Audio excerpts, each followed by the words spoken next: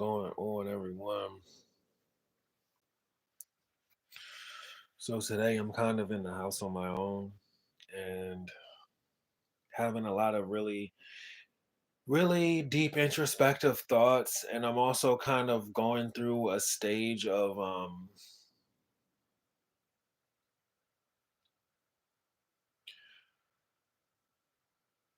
cabin stress. And I'm pulling myself up, I'm pulling myself up by the bootstraps, and I thought to myself, I said, you know what? This is another time I should record. This is some more information I should share. I mean, yesterday I started doing a little bit of work with the mindset of just like, today I'm going to meditate and just really just center myself and just really balance myself out and just deal with what I have ahead of me. I'm not going to stream. I really want to be in my strongest mindset. So let me just go ahead and take this day off. Let me focus on things like putting together a thumbnail for from my past videos. Let me sort that out. Let me do a little bit of writing. Let me just more or less fortify without having to be in front of a camera.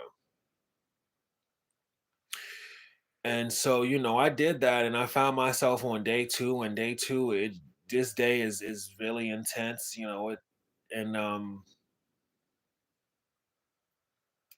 I thought to myself that given the circumstances, me being around where I'm at alone and me having all this stuff I gotta do, like I gotta clean up a lot of stuff.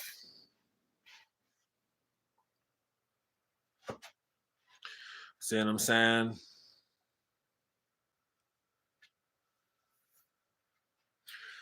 And I thought to myself, I gotta record this, even though in my mind I also know that this is not the best time for me to record. Like it's not the most like ideal time. And what I mean by that is like, my channel is kind of disorganized. I haven't really I haven't put together, different thumbnails and stuff like that. So I'm just kind of like at this point where it's like I'm like, oh, this isn't the perfect time to record. But then at the same time, I also reflect back on situations in the past where I had this mindset. This is the reason why a lot of my past videos have been really like super like ultra processed. It's like we just go through like this internal criticism cycle, and you manage to talk your way out of things, and long story short, I also reflected on other situations where I went through similar situations like this. Like, for example, when me and Mook were out in the street and we're going like dealing with like different, like, we'll just call them group homes. We're dealing with different issues from different group homes. We're dealing with different issues, dealing with the system. We're dealing with all these different issues. And I just remember like throughout it all, especially like being like sleeping out in the street, sleeping on a train, going from state to state, trying to like get in the ring. There were just so many times when I was just like, not now, not now. And I look back at it and I did make a few things here and there. Like if I was like super like strained to say something, I made a few pieces here and there. And that's nice if I want to do like, you know, maybe like one video, a year. But I just came to realize I was like, look, I'm not gonna sit here and criticize myself. I got to be on camera. And so, once again, I got to keep pushing forward. And this is what this thing is all about. I'm not going to sit here and keep, waiting for these, these streaming opportune times is what I guess I'm calling them right now. I'm thinking of another way to phrase it. I'm thinking of a better way to describe it, but it's like I'm kind of like waiting for like these Kodak moments. I think is a better way to put it. I'm waiting for my life to align itself in a way to where when I get on, it's just like I can just be, a YouTuber. That was kind of one of the things that I kind of guided myself and like directed myself and like pushed towards before with my channel. I just always was one on this state on like in this mindset of like, okay, this has to be this kind of way. I don't want to be, looking bad like this. Like you just want to get yourself to a point where you kind of more or less look, I don't want to say camera perfect, but you're like more so like camera ready to where like you don't really deal with to where like everything that you make sure is in front of the camera, you have enough control to where it could all be real polished and it can all be real like studio and stuff like that. And then let me go ahead and show you my room real quick. See, being in situations like this in your life, what will happen is these type of situations will be the type of situations to talk you out of recording. And I mean, all things being equal, this is what I came to realize. When your life is like really like on point and you got that sweet life, you got that motion picture life, you got that you know, friends, family, and like everything is going well. When you have like that life, that's really more when you want to record. And when you're kind of in these situations like this is when you're just like, I need to work on this, I need to work on that. What I've come to realize is me having that mindset, I'll never really get to where I need to be because at the end of the day, the battles that I face are things that really kind of like it's almost one of those things to where it's just like long story short, that's what it is. It's one of those things to where it's like long story short. So I'm here on another episode of New Day, New Way. And this is the way that I'm able to push forward because, regardless of all those things, I've never had those things in my life. I've always really pushed for them.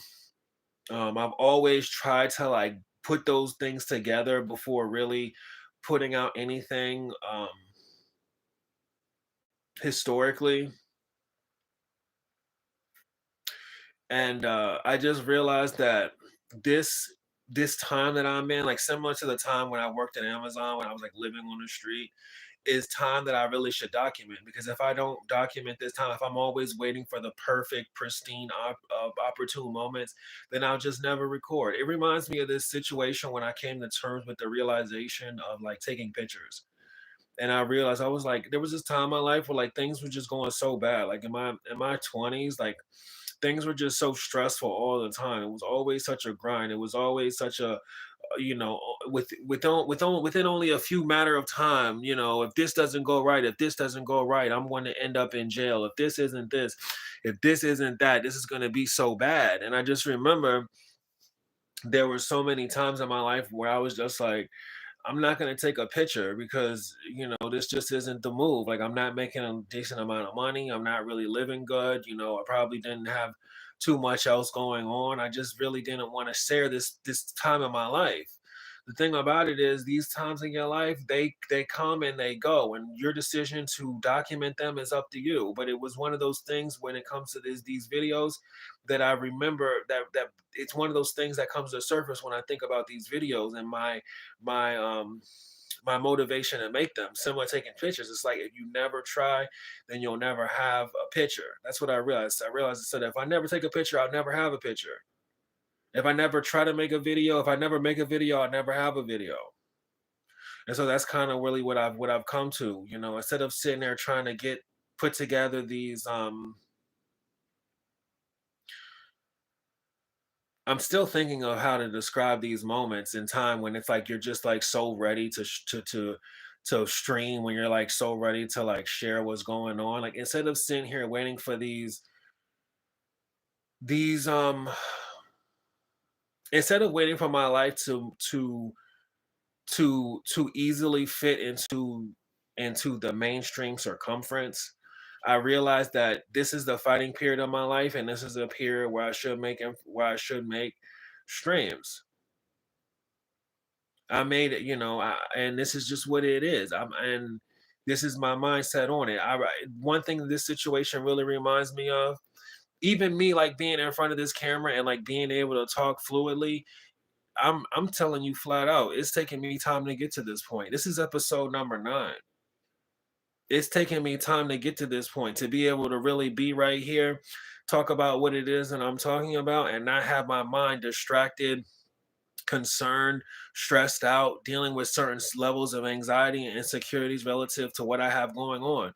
That was my whole reason behind like really like holding off and like really like trying to like make things real process and real more like mainstream, is just like just feeling like anxiety and stress and things like that with being on, with making videos, like coming out, like just thinking like, oh, if my life was better, then this video will be so much better. Even though that's a great part of the process, but there was so many other aspects that I needed to work on, like my social skills and stuff like that. And side note, because I kind of want to get this out of the way, I just knew people during different stages of my life, and I just also knew that if they had someone to talk to, they probably be in a better situation. And so I'm sitting here thinking to myself, like, here I am going through what it is that I'm going through, just like plenty of people do go through these struggles. Here, I really would like to have someone to talk to, and simultaneously, I got this whole entire series going on. So I'm sitting there thinking to myself, like, why am I not recording? What is it that's really holding me back? Am I really going to sit here and be like, oh, because I'm snowed in, I'm not going to talk about what's going on? Am I really going to be like, oh, because, I haven't made, I can't, am I going to really be like, oh, because I can't portray this new information that I, should stop putting this stuff together? No.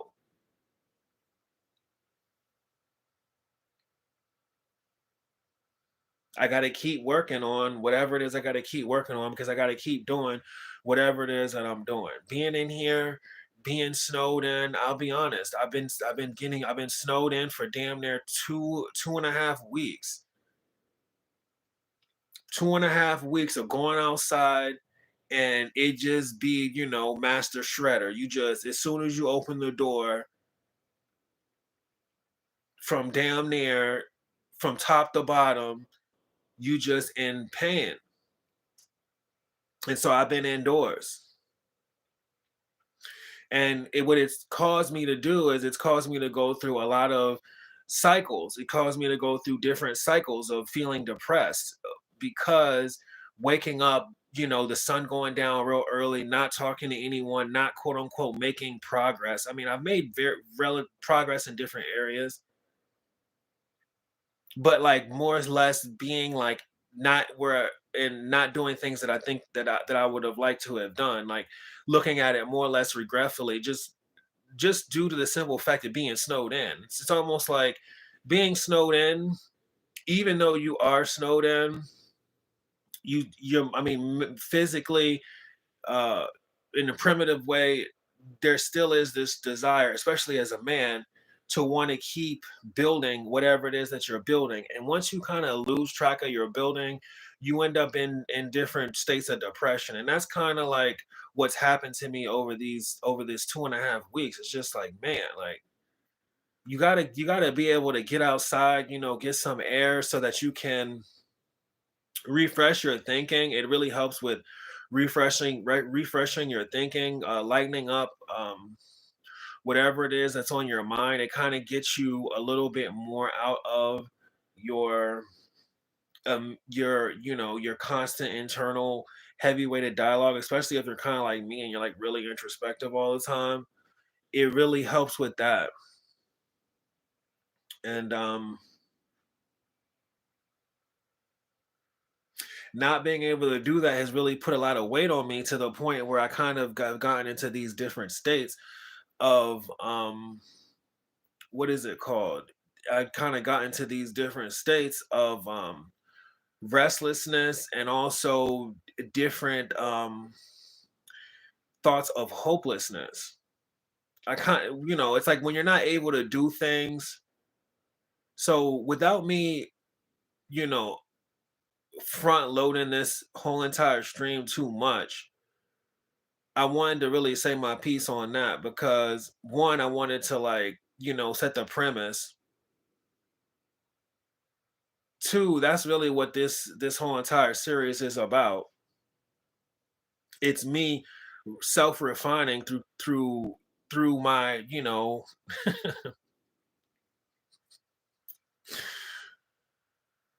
through my audience, and also through the process, and through my own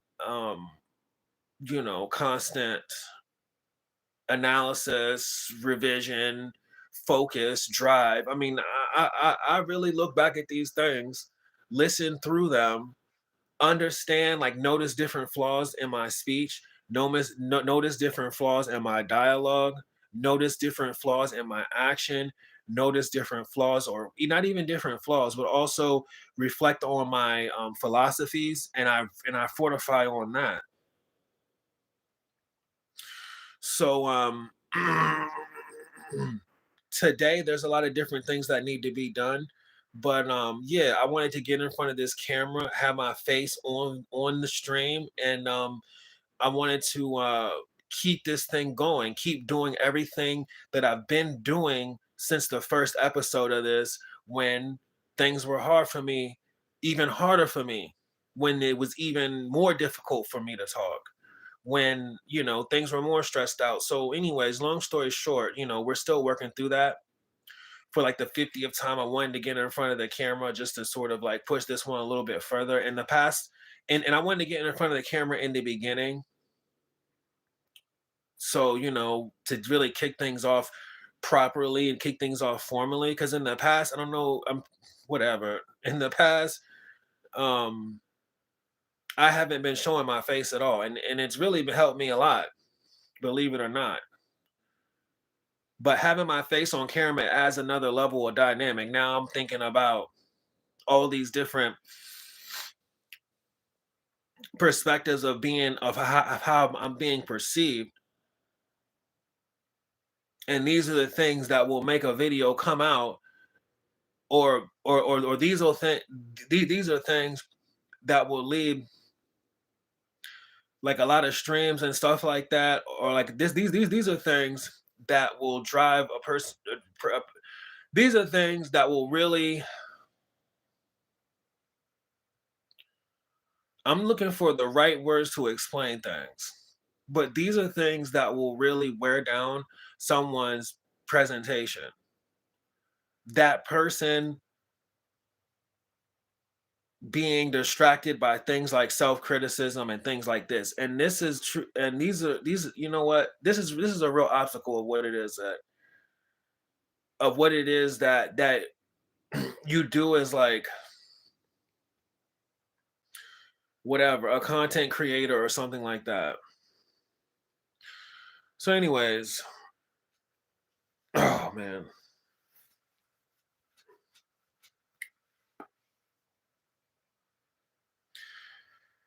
The show goes on. And the show goes on. Why? Because things still need to be done. And one thing I realized from before is, like, before,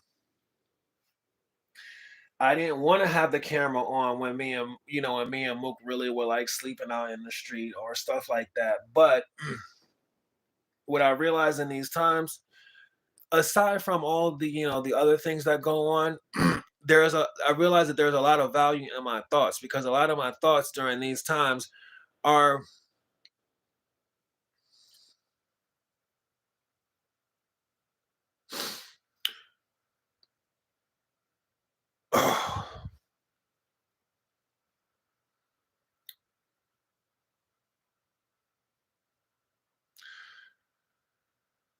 I find them to be constructive and very unique to the times and the challenges that I deal with. And that's also to say, like, if things were like going smoother for me, I don't know, some of the things that I speak on, some of the thoughts that come into mind, some of the obstacles I deal with, it's not that they would be any less realer. It's just I would have less real incentive to sort of like carry on. So sort of like carry on and discuss some of the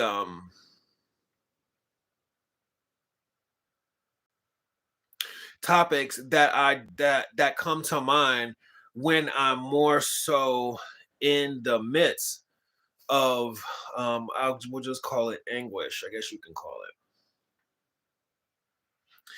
Anyways, there's a lot of different things that got to go on. So that was my little intro, 20 minutes. How about that? And this is the beginning of this little stream.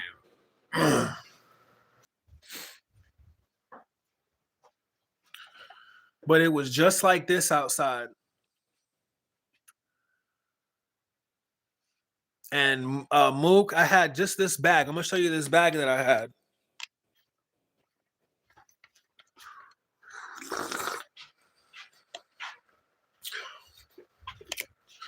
Oh, nothing I gotta do on this one. I gotta clean my room up. I had this bag. As a matter of fact, I didn't have this bag. I actually had a Sherpa bag. So shout out if you know about that Sherpa bag. But shout out to that Sherpa bag because I really love that Sherpa bag a lot. But I had a Sherpa bag that was just like this. I had wool blankets that were given to me by I call them Mayor Bowser. I call them the Bowser sheets. So I was really actually happy about those. I had these Bowser sheets. They got them out there in DC. They call them Bowser sheets. They're these wool blankets they give to you through the homeless programs. And we had some Bowser sheets. And the stuff that I'm wearing like right now is exactly what I was wearing when I was out there in the blizzard. I had a whole bunch of thermals on, multiple socks. Mook, he was over there in the bag. You know what I mean? I had blankets on him. And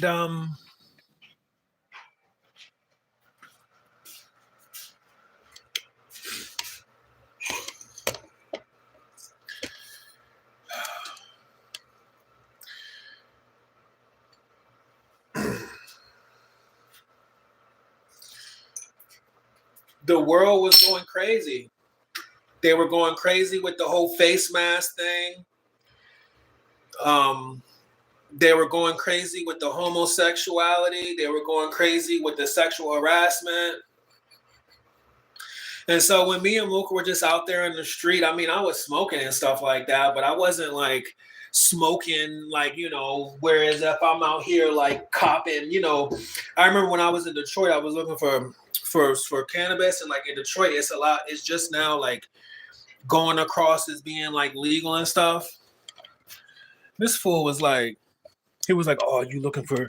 He was like, "Oh, you looking for that?" I was like, "Yeah." He was like, "All right, well, you go over here to 6 Mile. They'll serve you." I'm like, "Man, I'm not out here copping, getting served and stuff like that."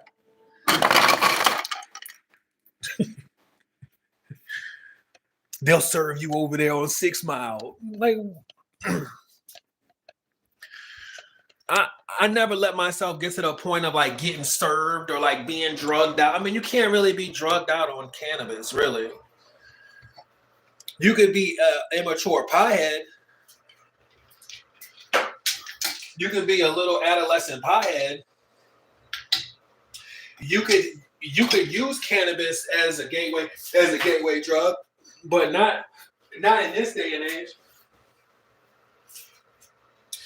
Not with stuff like K2 always right around the corner. If that was the case, if my objective was like to be like high and lost, I could have been out there on fentanyl.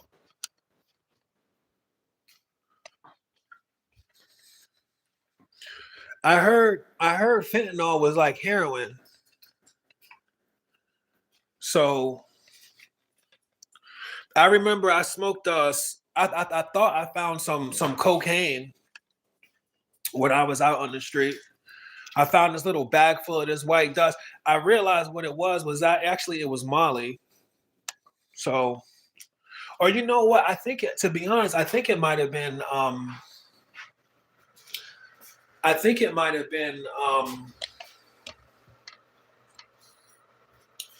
amphetamine. I think it might have been Adderall or something. Because I remember when I was on the street, I was like, oh wow, this is cocaine. Like, let me give this a try. Because I never tried it. And I just knew that, like, with me being on the street and like me being homeless, I would not be in a situation where I would be like, where I would get addicted. Because my life situation would never put together like a sweet high, if that makes any sense. So I was like, you know what? Let me just go ahead and just see where this is at. I found out that the stuff was damn near was most likely either Molly or amphetamine. I say all that to say that, like, if my objective was like to be high or something like that, I could have easily been out there smoking fentanyl at way less of a cost than this. I could have been out there smoking K2. And when I was in LA, I could have been out there smoking angel dust. You know, so I say all that to say that, like, I never really smoked like as a drug addict. You know what I'm saying? I just went through a lot of really difficult periods of my life, and I just smoked throughout it.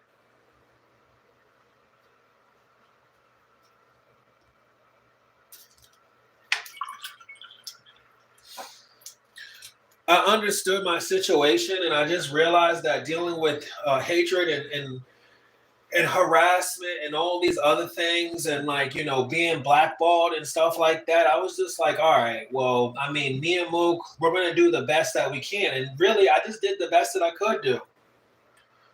Took Mook to the park, smoked, you know, whatever. If I did get some money, I went and I, you know, spent the money however I could. Most likely it was typically for food. There's one of these periods where I got caught up with the situation for food. I try my best to do things like get my laundry done, try my best to do things like read books, and just really just more or less like keep myself in like a productive cycle. But I just reflect on like the way the weather is, and I just think to myself, like, man, like I really slept through that. I slept through, I believe it, I'm not sure if I slept through one winter storm or two. I think I slept through I slept through two I slept through one storm, I slept through the snow in DC in 2022, and I slept in the snow in 2021. I slept in the snow in 2022.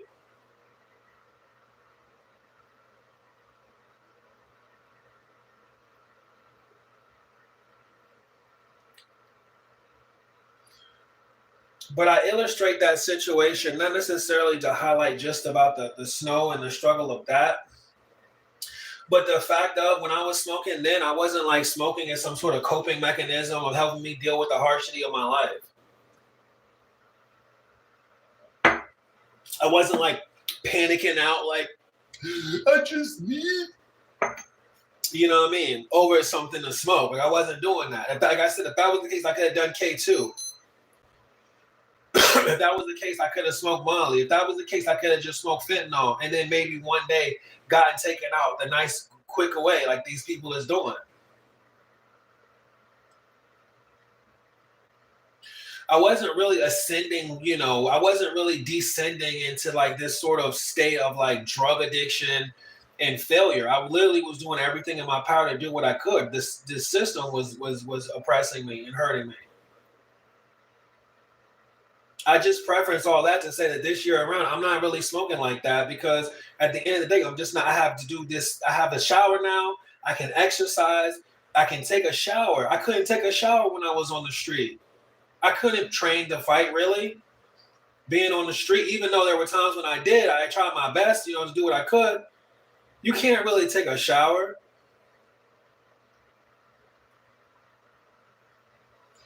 So in that time that I was like living on the street, yeah, I smoked, you know, but I smoked no different than I would had my life been going well. I just wasn't, I say all that, I preference all that to say like, with me growing, with me like smoking, I don't want to give off the impression like I'm some sort of pothead or like I'm some sort of drug addict going down some sort of mental disorder path. I'm not doing that at all. With growing, I'm not feeding some sort of addiction by going out of my way to grow. What I'm doing is I'm minimizing an expense by just doing my due diligence with the time that I have. I don't have a job to go to. So the least I can do is go out here and grow a plant.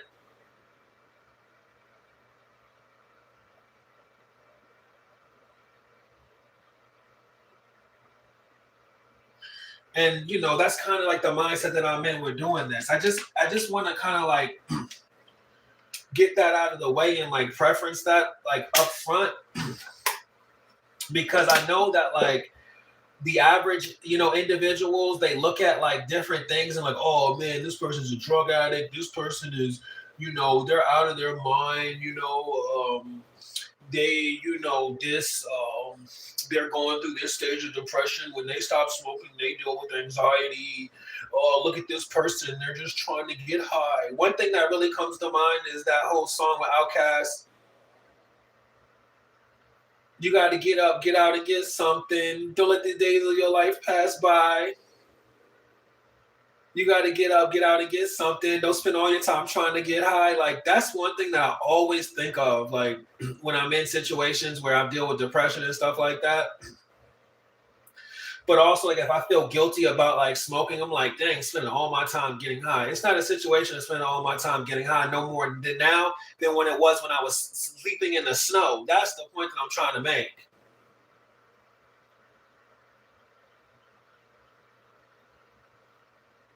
When I was sleeping in the snow, that's when I really needed to get high.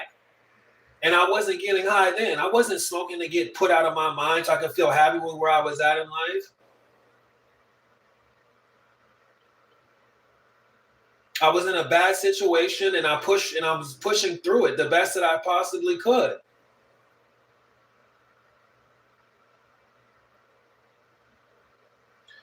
I don't have lifelines. I don't have safety nets.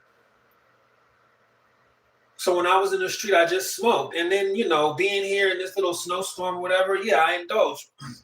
Even prior to this, when I was really like smoking, like when I, had like a career and I wasn't really focused as much on fighting and stuff like that, and I was able just to smoke, I would just smoke.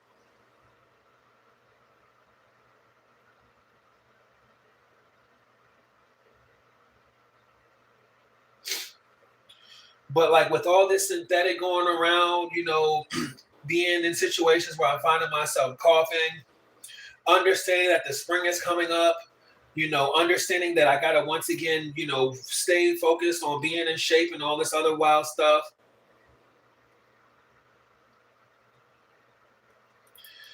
With all these things going on now, it's like, okay, I'm going to cut back on smoking.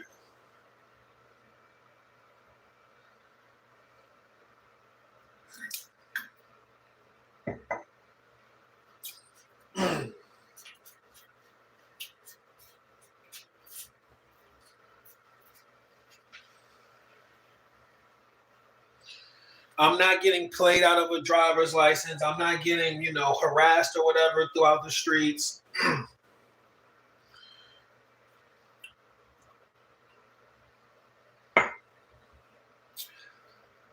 gonna go ahead and minimize the smoking.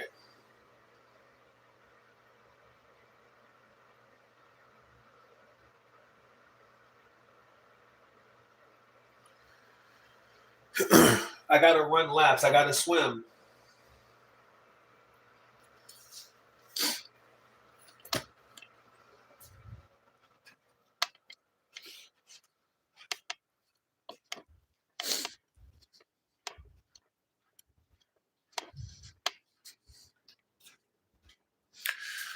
So I just want to kind of get that out of the way when it comes to the whole grow and the growing situation and stuff like that. I just don't want.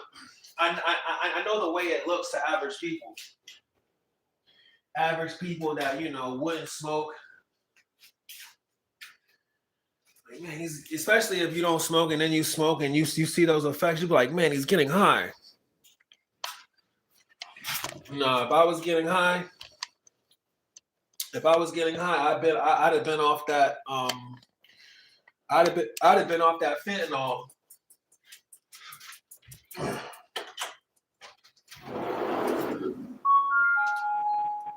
They talking about it's a heroin experience. So I guess what, I'm going to heaven in a warm blanket off that fentanyl when I was really out in the street sleeping in this. That was the time to get high.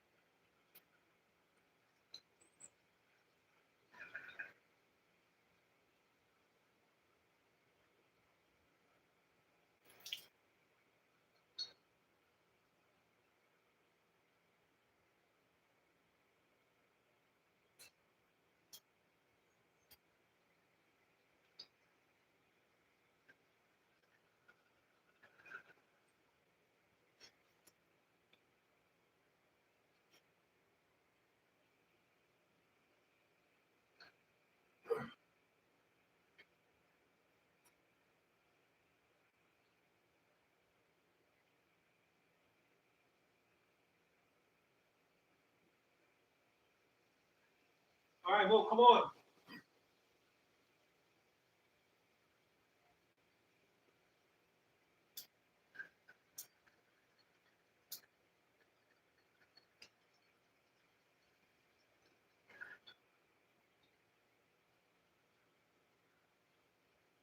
Whoa, come on.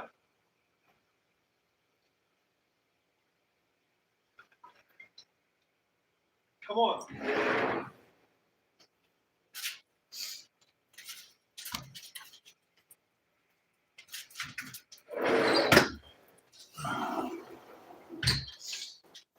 But I really want to just X that whole entire typical belief that you know, a person that like I'm, you know, getting high because I can't cope with reality or something along the lines of that. I'm out of my mind. I'm going through some sort of depression. Therefore, I'm getting high. Let me tell you something. If there was ever a time I was out of my mind in some sort of depression and I needed to be getting high, it should have been that time when I was sitting over there in LA, sleeping outside with all the other people smoking dust. It should have been that time when it was 3 o'clock in the morning and literally I'm indefinitely sleeping outside in the snow. There was me, there was this other crazy dude. You know, I mean, when you live on the street, you get to know. I mean, you know, you get to know everybody. It was me and this other dude. This this this other guy, this Muslim dude, he was sleeping. He used to sleep in the train. He used to literally sleep right on the floor.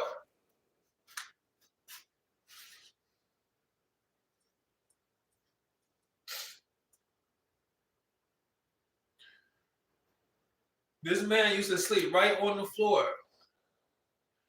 And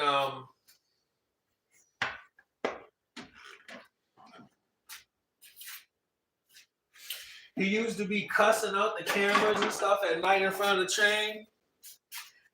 This man, he used to be speaking in his language, cussing out the cameras. He used to be like, you know, other stuff every single night. Wild thing about this dude is he didn't have a sleeping bag or nothing. All this man had was really like what he had on his back. And this is a wild thing about this dude. All this dude really had was the clothes he had on his back. He didn't have no blanket. It was freezing cold outside like it is like here, like 30 degrees. And this man used to sleep on nothing but like 2 plies of cardboard.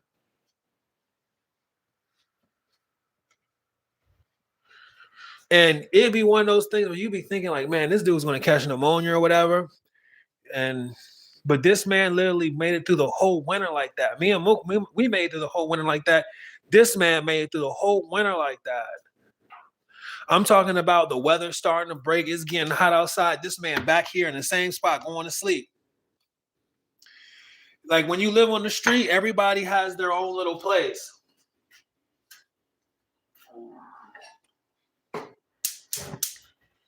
And so if I was going to be doing drugs, that was the time.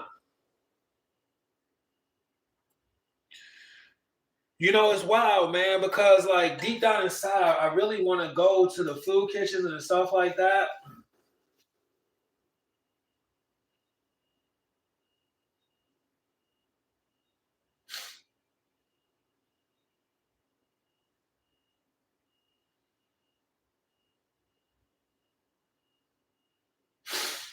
And you know what I really am?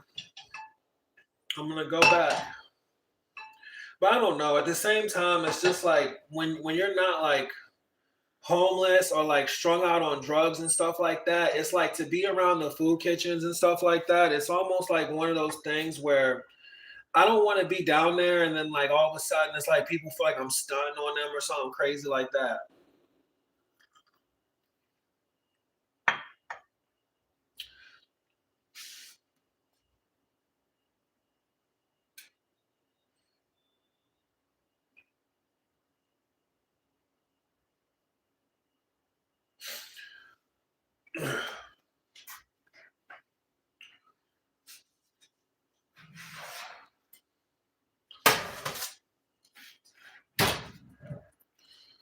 I just say all that to say that I'm not like up here, like up on drugs or nothing like that.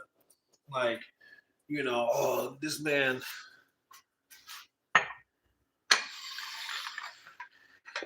growing these plants. Like, you know, I know how they think. Like, oh, this man, he growing these plants over here getting high on his own supply. Look at him. He can't be sober for the life of him. See, this is a sign of mental distress. This is when cannabis goes from healthy to unhealthy. That's what they think. Well, this is what I say. How about I take your ass, put you outside, let you sleep through the whole entire winter with nothing but some damn Bauer sheets, and tell me what your weed experience is. How about that?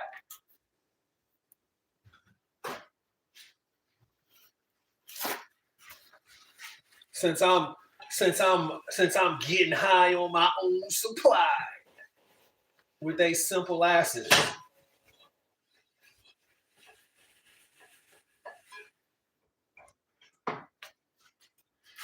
Let me tell you something. Weed is not a drug in 2024. It's not a drug in 2024 when it comes to what they talking about in these court situations. And it's not a drug in 2024 when it comes to what is out there on the street. On the street, they use weed as something to lace the real drugs with. They don't use weed like just smoking it on their own. Not unless they some real jabronis. They are out there smoking Molly. They are out there smoking fentanyl. They use weed as a way to be fly with the fentanyl. So instead of them using like, don't get me wrong, and you know, don't come for me because I'm not on point with my explanation. All right, I'm not trying to act like, you know, I know the game. This man broke the game down to me a while ago. This man started in 2012. I'm like, this man knew the game from 2012. So forgive me if I'm wrong. I'm not in the game. I just witness it and I see how it goes when you be around people that are really in the game.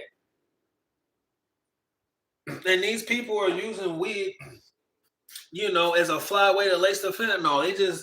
They rolling up a blunt.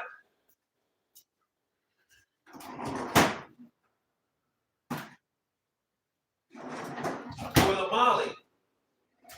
So instead of them using funnel, because that's really what they'll use. They'll use funnel, and then they'll use a whole gang of funnel, and then they'll use big ass sheets. Out here in DC, they like using big ass bamboos. Motherfucker roll up a blunt damn near in damn near construction paper. The way they be having these joints rolled up. But see, here's the thing, and it's hilarious too, because bamboos burn so fast. But yeah, ain't nobody buying no weed like getting high out here. See, that's the funny thing about weed, like recreational weed.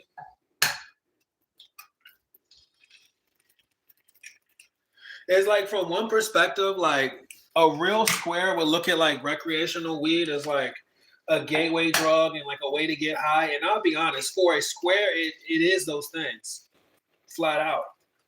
But in the grand spectrum of things, it's like, if someone wants to get high, if someone is really out here trying to get high and they're smoking weed, then like you need to be happy that's all they're doing. Because, you know, congratulations, you've taken the easy way of recovery. Because if these fools is out here looking for an escape, and what they really doing is they doing everything else. And guess what? Everything else costs way less. I'm sitting there talking to this dude that's been in the game. This man broke down the game from 2012. And guess what happened in 2012? That's when the weed game ended. What do I mean by that's when the weed game ended? That's when, you know, all that like smuggling, you know, when it came to like, you know, smuggling and getting things, you know, through legally and stuff like that in DC, that's when that was over with.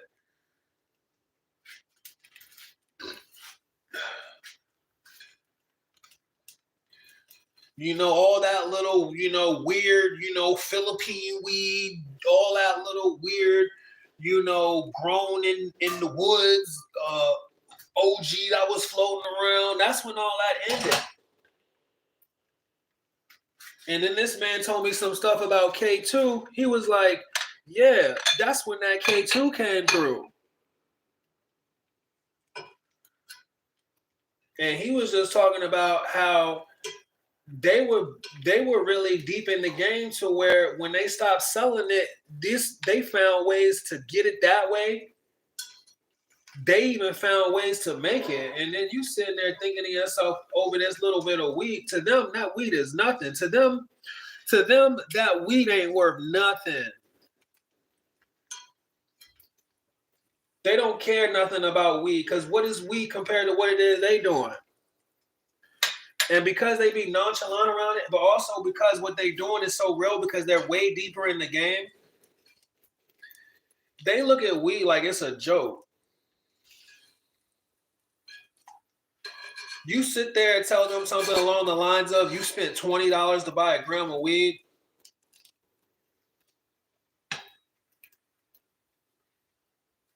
And they'll look at you like a sucker. And these people will be some straight up drug addicts. So if you out here and you are not at that level and you smoking weed to get high, that's what makes weed and getting high comical. But to say all that is to really put the game in perspective.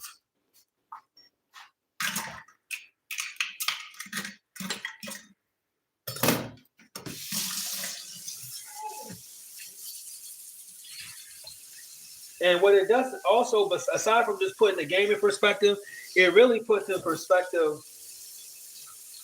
how far from actuality the average mentality is, you know, when it comes to cannabis. But like I said, if you really are like, you know, a square, and I don't mean that in any disregard, because they say, what they say is hit to be square. That's the realest.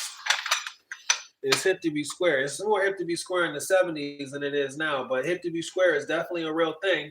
If you really are square, you know, and you manage, you know, God bless, you know,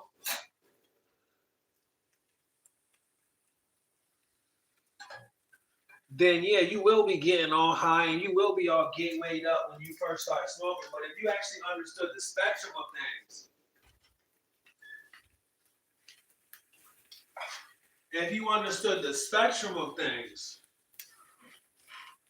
then you will realize that when it comes to that game of like getting high, weed is nothing. Weed is a joke.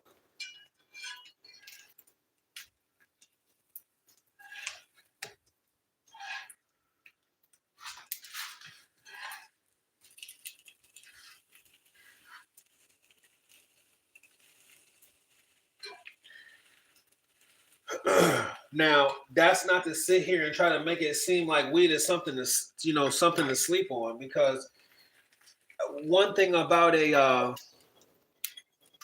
weed does have mental effects. I'm, you know, as much as I like to glaze over that detail, weed does have mental effects. Weed is going to tip someone's thought process, and it's not always going to be good.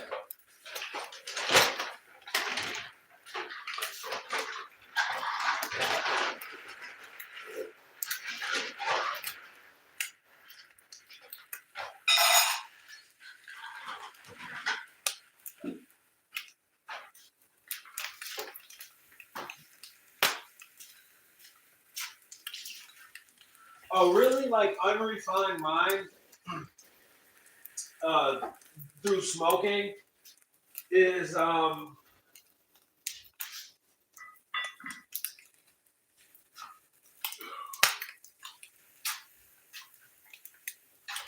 unrefined mind really just kind of like has no like if your mind is unrefined and you smoke,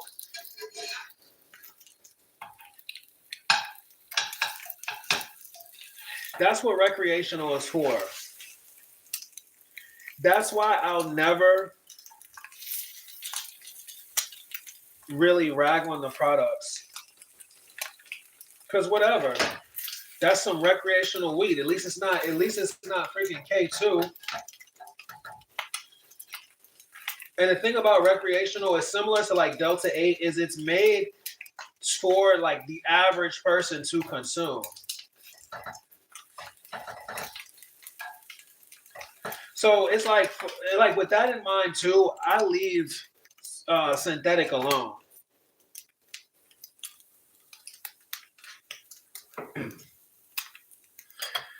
I leave synthetic alone because it's just it's such a innocent niche in the market relative to its effects, but it does not play well with an unrefined mind psyche. And honestly, I don't recommend it for the average person.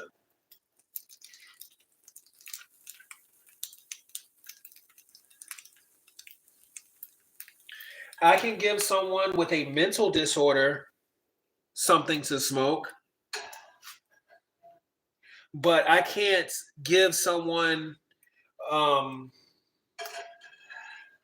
who's managing life efficiently and, you know,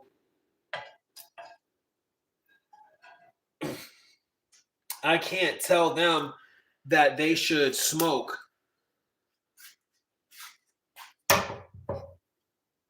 Casually.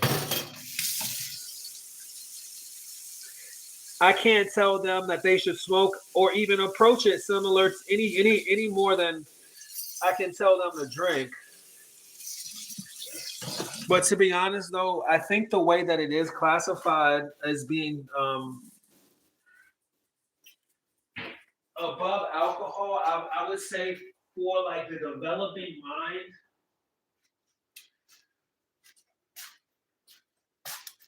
there's just been some really wild stories, and I just also have had experiences.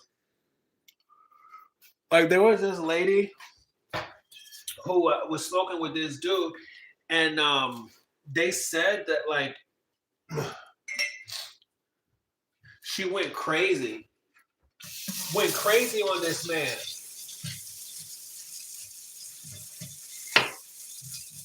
Like they said, she went from just being, oh yeah, let's watch this movie, to like attacking him and like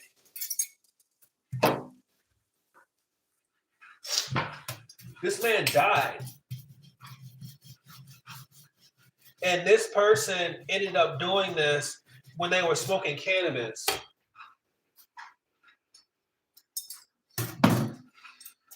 See, the thing with those situations is it's not the cannabis that makes a person like that end up in a situation like that. However, it is the cannabis that makes it difficult for a person to regulate themselves, to prevent themselves from being in a situation like that if they have an unrefined mind. Like if they can lose control of their mind throughout the process of them smoking, then that puts them at risk of being under the influence of the smoke. Like kind of like that. It's almost like an introverted way of being under the influence. Like for example, with alcohol, you're really under the influence, right? Like you're under the influence, you're under the alcohol effects on your body, like directly. You know what I mean? Like you take 4 shots, that's what you're under. With cannabis, it's almost like you smoke it, your mind isn't that strong. You start, second guessing like your decision making, second guessing your actions. You start panicking. I think that's one thing that happens a lot. You'll start panicking because your central control systems may be kind of out of balance. You start doing things that will have you out of your mind. It's because you lost control of your mind because of smoking.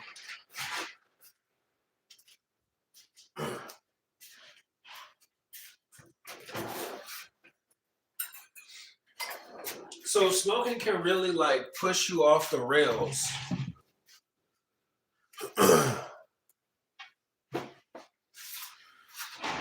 That's why I can't recommend it to an average person, because it's not something that can really be approached lightly. It's something that I think if you are going to like, if I could like consider like what is the way to smoke, I think having like supervision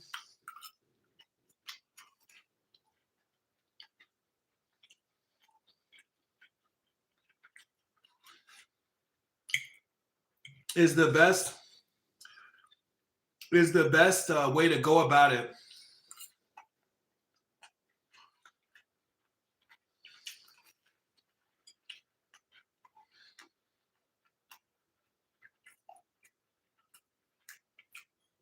If you've never smoked before, just because like even from my own experience, an average person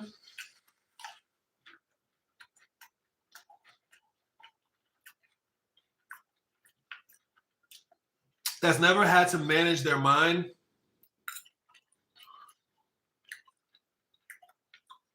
or also if they're not self-aware of like certain coping mechanisms that they have going on, then like cannabis can really throw that off.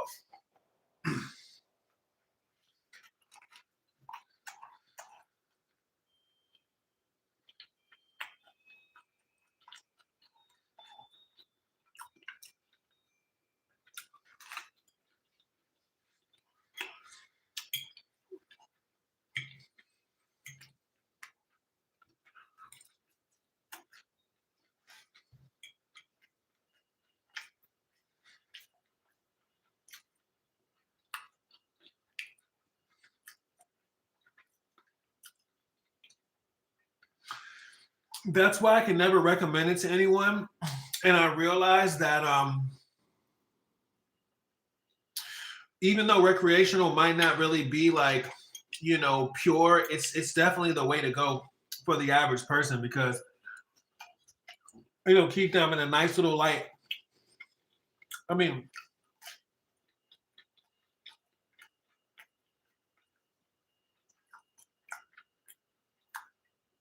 as long as they don't start breaching into K2 territory.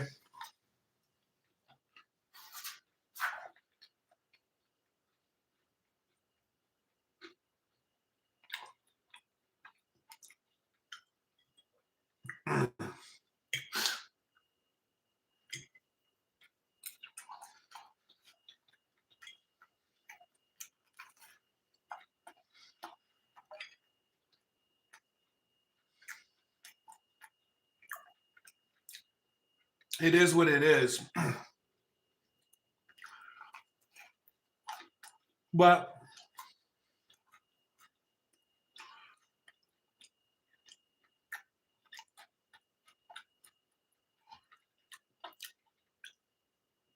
one thing I'm going to do is really cut back on my smoking for a multitude of reasons.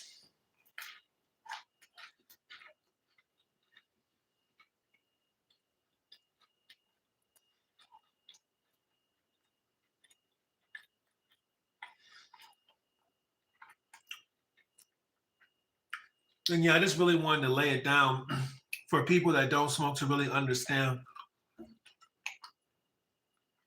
what's going, the situation on multiple levels. Because I know it's just really easy to take it all back and be like,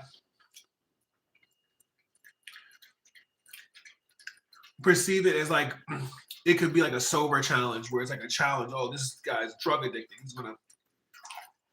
He's gonna go clean.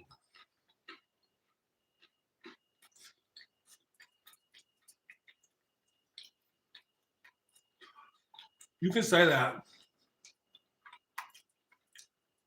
I'm gonna smoke this pure, which is gonna be 3 times more potent than what people are getting on a, people are getting.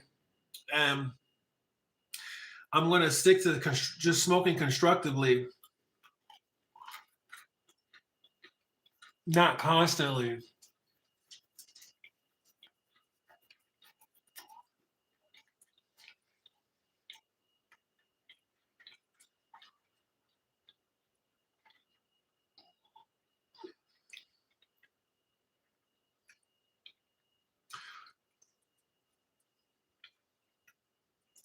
But yeah, I just want to go on record and just speak on smoking and just say, no, I don't really recommend it.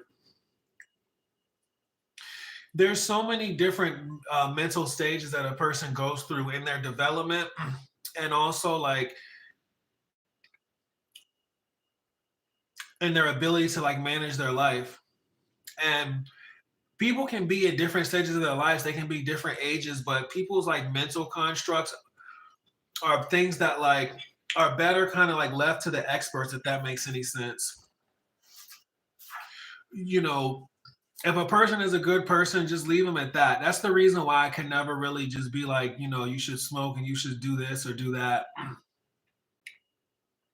You also like recognize that like a lot of people just don't have self fortitude. So like I knew this. So for that reason, I can never recommend cannabis to them either because it's like, yeah, they would smoke. They're probably going to go through some sort of like reborn process or whatever. But it's just like that process can really, there's no telling how long that process will go on, and there's no telling where that person will end up. And like I said, for an average person, it really could be a gateway drug. If your mind is not developed, I mean, what is your takeaway really from smoking? Oh, that felt good. So where are you really going to go with it? You're going to become a pothead, and then what's next when you find out, when you hang out with more potheads and then you get around real drugs? Because it doesn't take long for you to really be around real drugs, when you feel like that's what you're getting. And see, that's the road that like a lot of the squares go down. Like they'll be sitting there, they'll be smoking, and then they'll just be like, "Yo, I'm really vibing with this smoke." And then next thing you know, they be around other people that smoke, that they can do little smoked out stuff around. At least that's the way they perceive it. And then next thing you know, they get put on to like real hard drugs.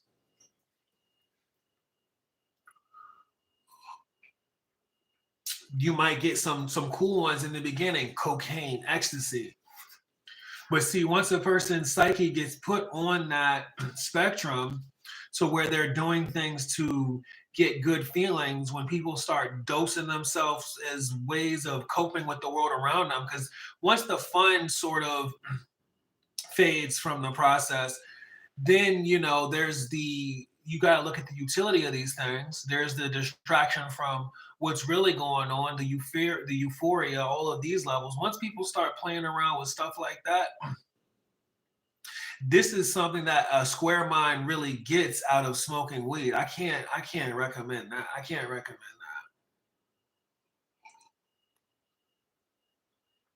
that unless it was going to be like recreational.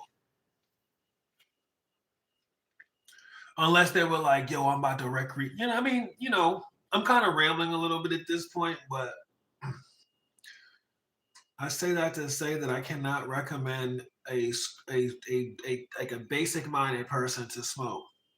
I knew this one person, like there'll be things that people will do. Also, like a basic minded person, you don't understand like the framework of their brain. If you're lucky, their mentality, the framework of their mentality is well placed. In other words, everything where it's supposed to be. Like their interest in like sports is healthy, their interest in dating is healthy, their ideas for the future are healthy, right? Their ability to manage problems are strong, and then their abilities to solve problems are good. You hope that people that are base minded have this ability. But what you don't know about base minded people is you just don't know what their system of life is. You don't know if they have people in their life they can rely on to give them certain answers to things. So you don't really know where their problem solving is. You don't really know, you know, if they're around people that are aligned with their interests. However, they may be having fun. So you don't really know the overcompensating mentality the person may have in order to deal with things like that. So a base-minded person, though they all are quote unquote average as the ultimate end result, you don't know all the mechanics going on in their mind for them to be that way. And what happens is when people smoke, a lot of times those little levers and stuff like that they will be more or less exposed, because when you smoke, it puts you, I mean, what most people perceive as like um the high thought process really is, it's the brainwave of being in somewhat of a flow state. So it almost puts you in like a flow stated brainwave to where your mind, um it's a lot more prevalent in everything that you do. And when your mind isn't really balanced, right? You smoke, your stress may come to the surface.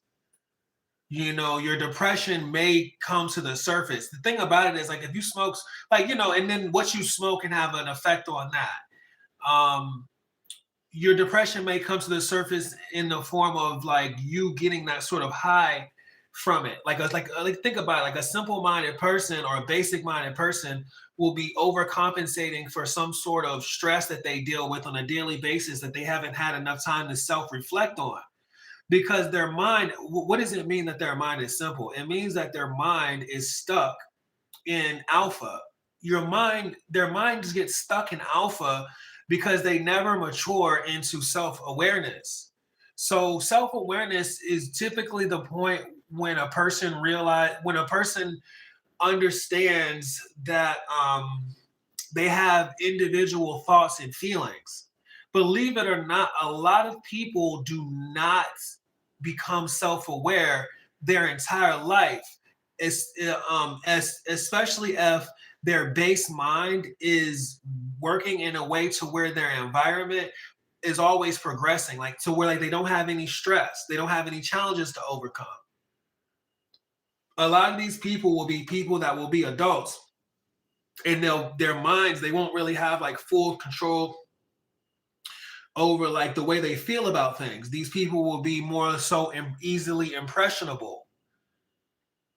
Okay, so this is a process. This is a product of byproduct of being really base minded.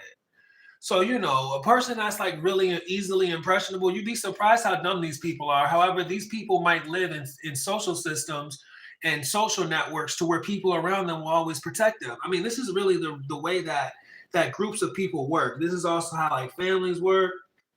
Where you're weak, I'm strong. When I'm down, you keep me up. Stuff like that. This is how people work.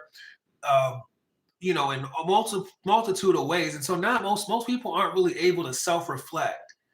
They may have a protocol to go through in situations like, if but for the most part, they're living in the moment, they're living reactively, they're living extremely carnally, they're living extremely in the flesh. And when somebody smokes and their mind is put above active and reactive. And I'm not talking about above active and reactive to where like, they can decide what they want to wear to school and stuff like that.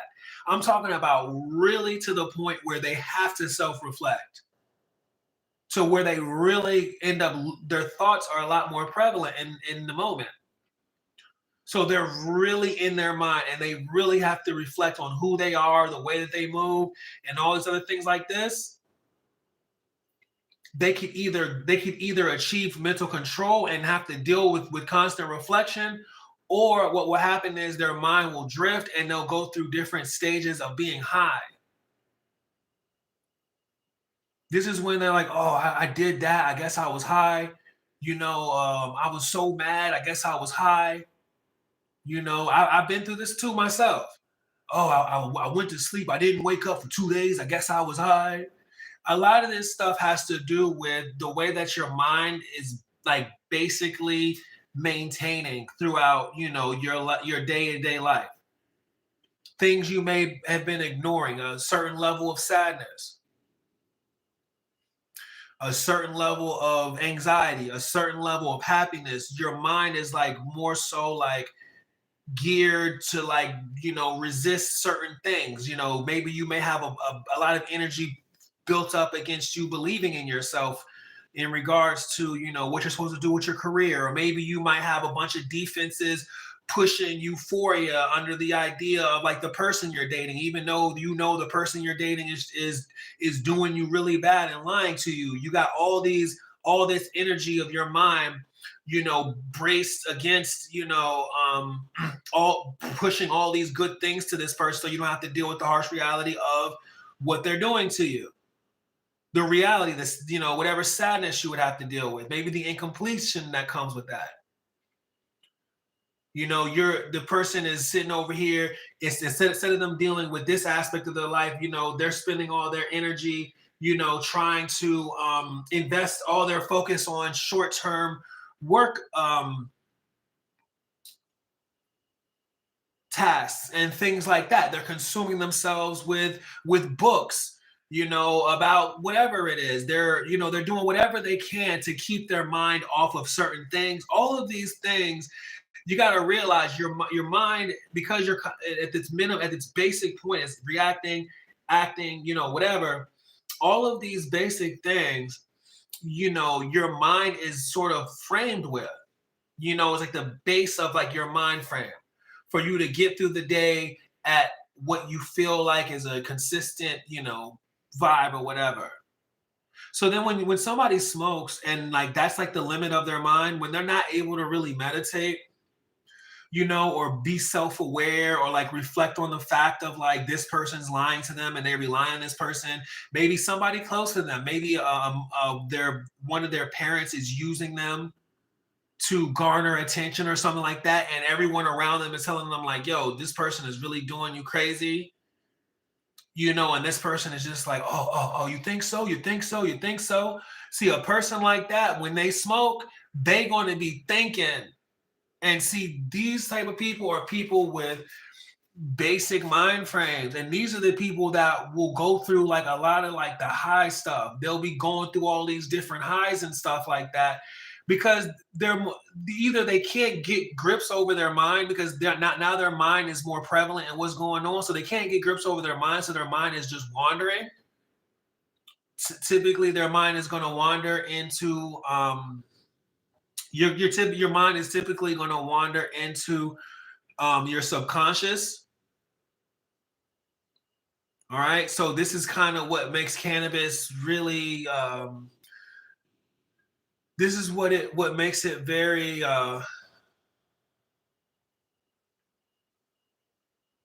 helpful when meditating. But like a person that like that's not that has never sat there, without even smoking, and thought to themselves like, who am I? How did I manage this situation? You know what I mean? Like, so like a person that's never really been able to like understand like the basic layout of one's mind, separate from their body and and their spirit or whatnot, for them to like smoke, it would force them into that process, and they just may not be able to handle it. A lot of times they can't handle it. It's not really for everyone to sort of break certain boundaries. It's there's certain people out there that are not smart. you know they don't really know a lot. They do whatever they do. Let's say there are certain people out there that aren't smart and they're bad people, but they're just not really smart, so they find a nice little equilibrium where they're at. You sit there and you force wisdom onto them. They would take that wisdom and they might end up locking themselves up or something like that. They might end up using that information that they learned, and then you combine that versus their basic nature of being a bad person, and basically you just propel them, to go out and construct an even more complex scheme where they'll serve even more jail time. This is a similar effect. This type of ability or this type of instant shift is a similar effect of cannabis on a base-minded person.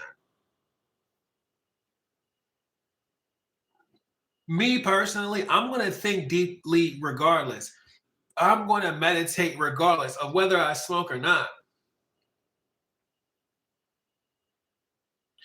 But I've also understand too that like self-reflection isn't something that's hard for me to deal with at this stage in time. But I haven't always been this conscious, and when I wasn't this conscious, that's when I used to smoke, and I used to more or less not have control, not be able to find any sort of practical purpose in smoking, not getting any sort of thing out of it besides being high. And I guess I was supposed to be having fun or something like that. I was doing things that were recreational.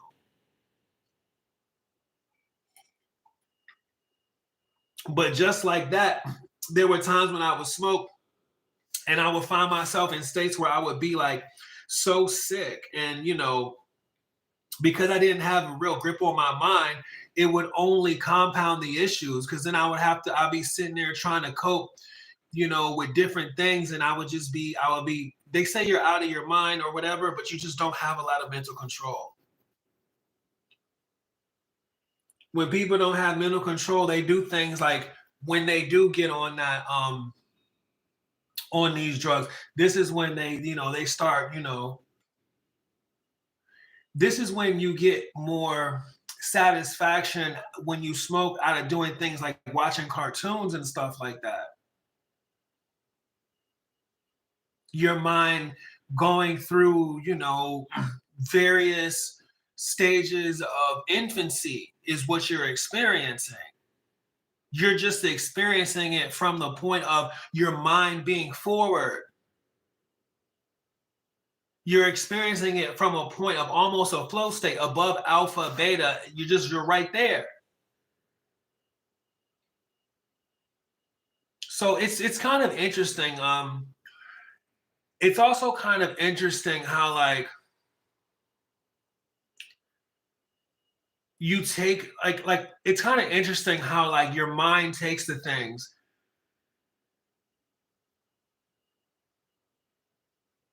when you smoke. So you just so if you're not able to really like throttle, it's just like for like a real square person to smoke. That's why I think it'd be better if maybe they could be like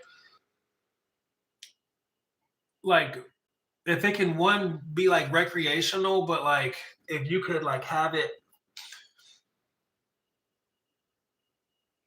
like if you would like to be like professionally introduced to smoking versus like the typical like yo I was out like partying and I started like recreational smoking. I could recommend that, but I could just never recommend like a person that doesn't smoke, has no thought of smoking, just for them to smoke.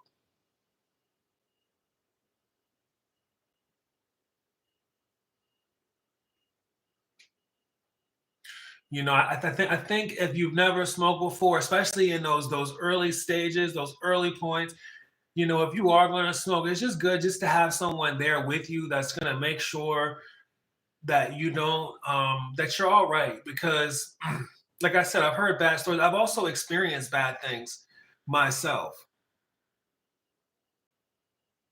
Situations where there would be times when I would be out in public, I would smoke and I would completely shut down. I didn't know why I was shutting down. I would just shut down, couldn't talk.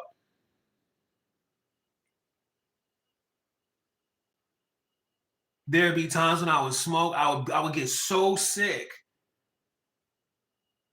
There were times when I would smoke, I'd be so lost. But the reality of the matter was it affected me that way because of my mind's a depth perception, but it also affected me that way because I wasn't, mentally strong at all. And this is what happens to everyone when they first start to smoke.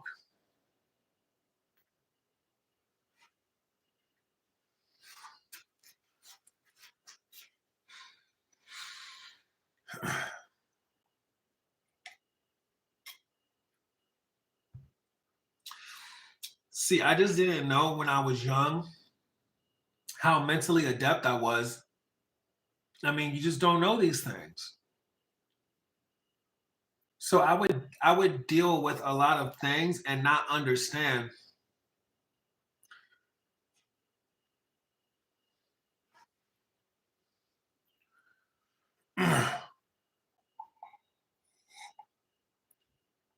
Why I would be affected the way I would.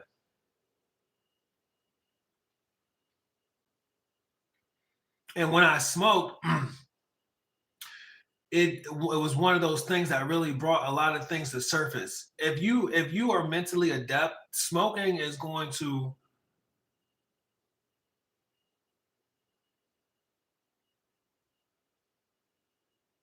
put you front and center.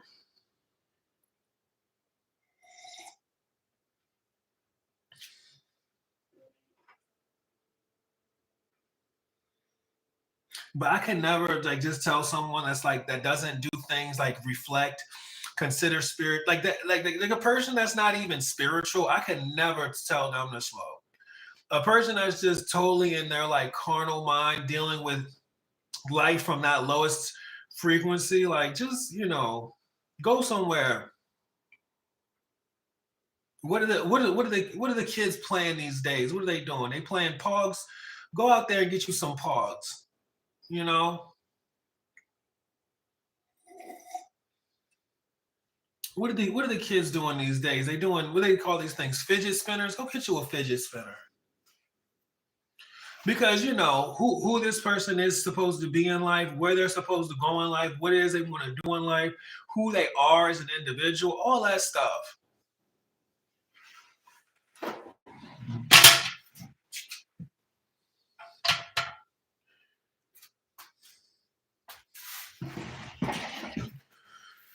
But yeah, while I'm here and I'm over here and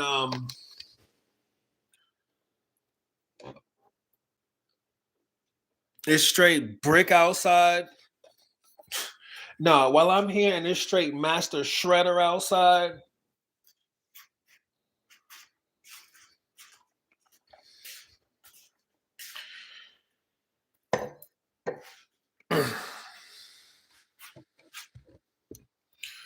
I'm gonna just do what I do until I can get back outdoors, man. It's just this snow. It's just been having me in.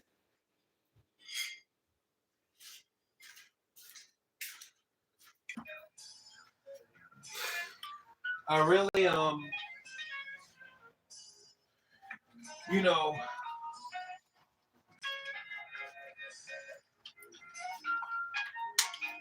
I'm really happy with the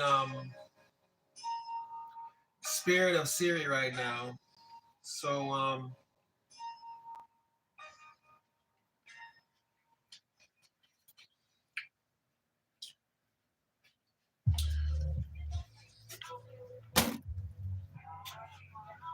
that's gonna be a part of what's going on.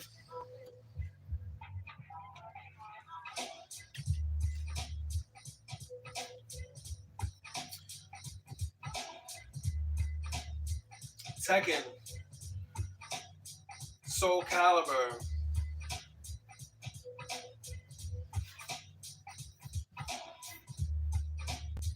Flexibility. Boxing.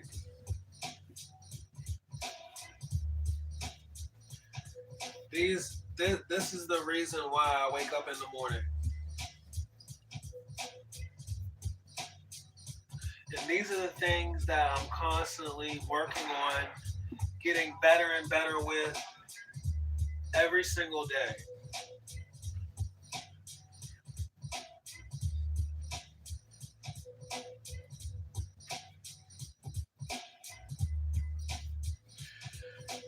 This is the weight of this little blizzard that we got going on right now. This is the story behind why I'm on right now.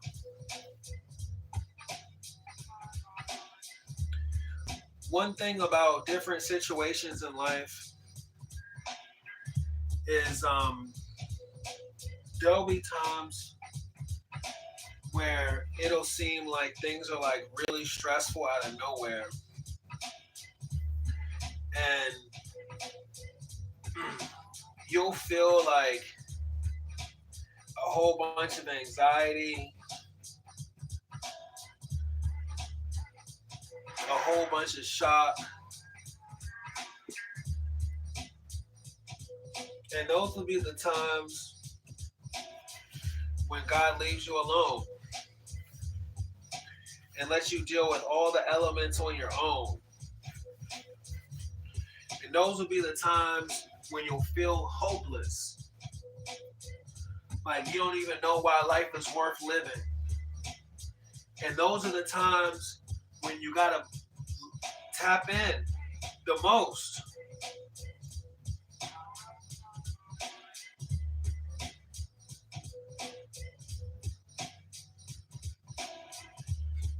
And stand the strongest. And those are the times when you have to self-assess and think to yourself of the frame of mind that you're in and the frame of mind it's going to take for you to get through that time period. And doing this is what really makes you stronger.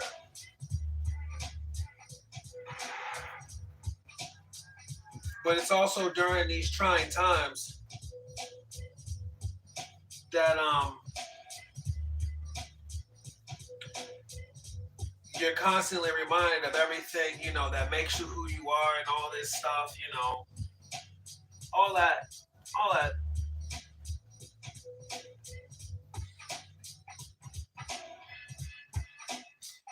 all that go time talk.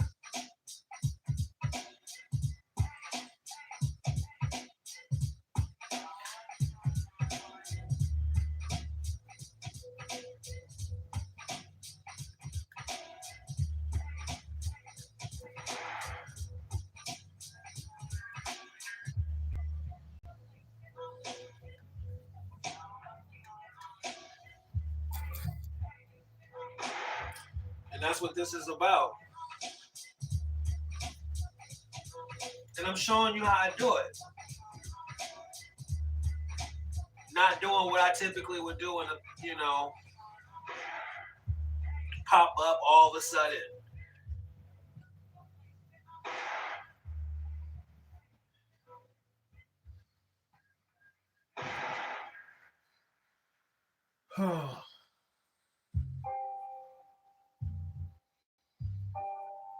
But also, these are the times when, you really,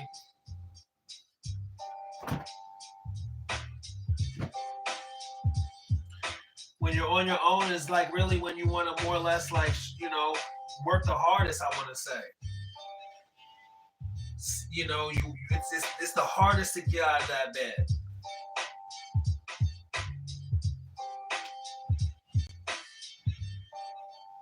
It's the hardest to stay clean. It's the hardest to stay on top of your goals. It's the easiest to lose track. It's the easiest to fall out.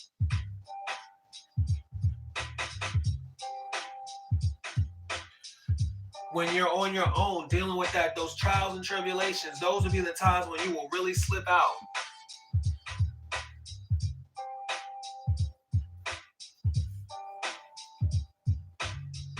Lose all greater consciousness.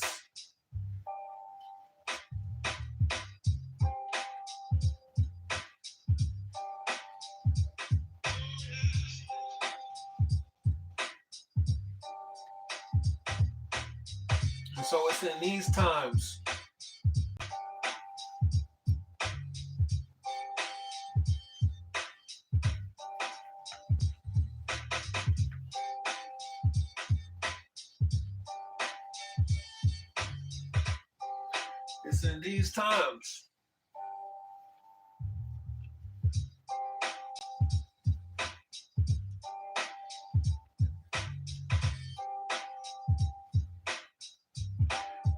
when you're knowing what you're supposed to be knowing,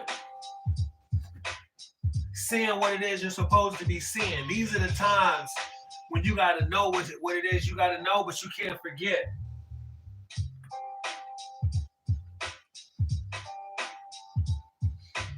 These are the times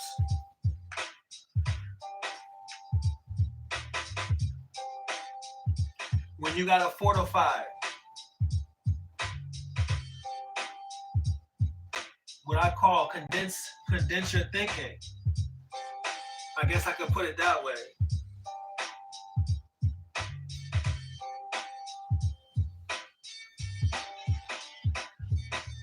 You went through all these tests, the ground has been laid, you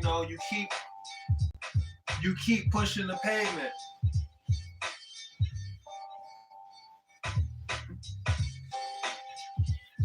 Because God will come back. Whenever you need him, God will come back. You might have lifted yourself out of that situation. God be right there,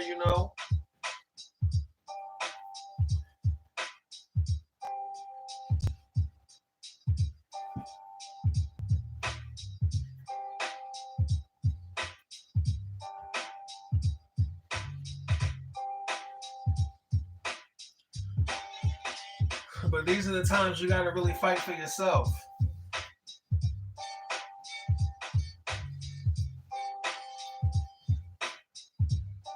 And these will be the times when you come to realize what it is, why you do what you do. The stronger you get in these times, the better you are able at managing these circumstances. Sometimes you can manage things so efficiently, they're not even a problem for you to manage. These are those times where you reach that obstacle to get you to that point. It's almost like when you went to the playoffs for the first time, and you like, what is this? This is the playoffs. This is where the teams face off against the teams to find out where this is the beginning stage leading into the championship.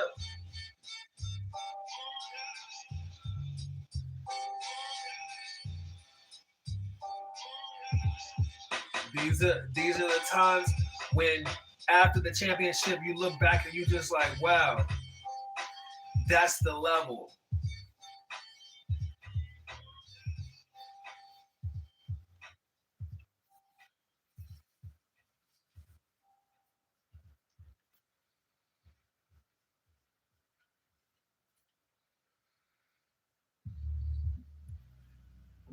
And no, I ain't letting off the gas. I'm still going. Guess what?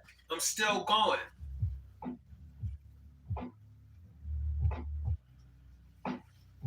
You be like, sometimes you be like, man,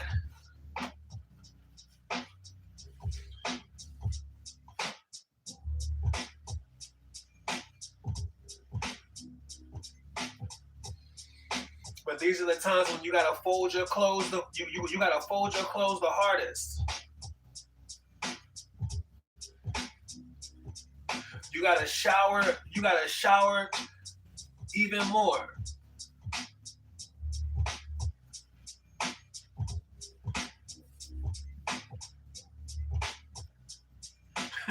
And it's funny because this is literally what I'm doing. But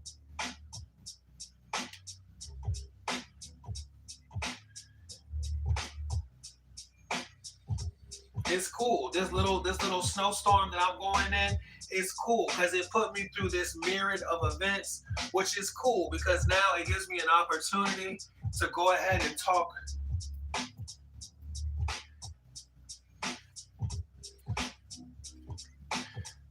Go ahead and talk, go through the process. It's like I'm sitting here every single day. I'm waking up even more depressed, more depressed, more depressed. And I know and I know really what's happening. So I said, you know what? Let me go ahead and just explain this part of the situation.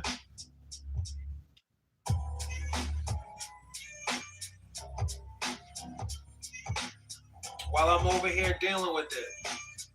Yesterday was my time to be all, let me center my mind. I did that yesterday.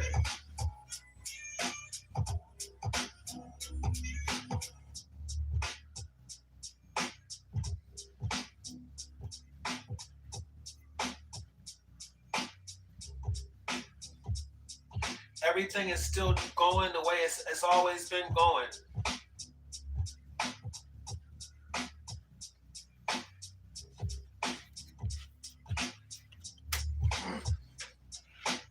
Everything is still going the way it's always been going since the moment I took this bed off the ground.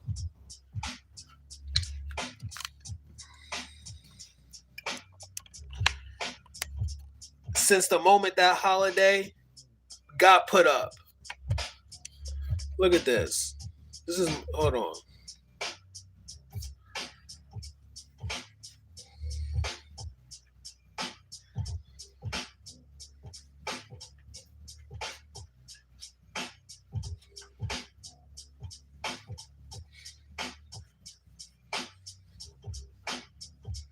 Since the moment I swam 10 laps, because that was what my plan was.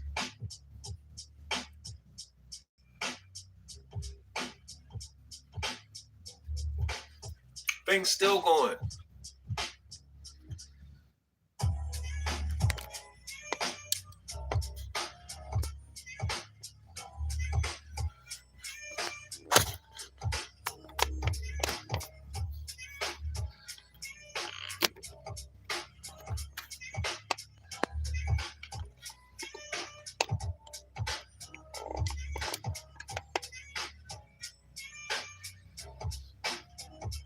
Things still going.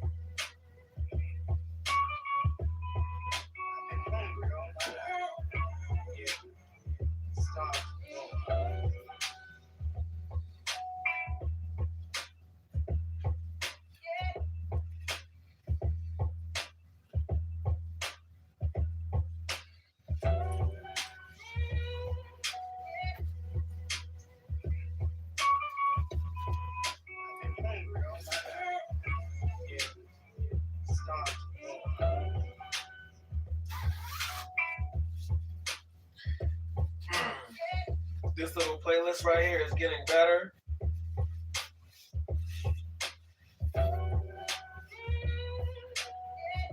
Everything is still going.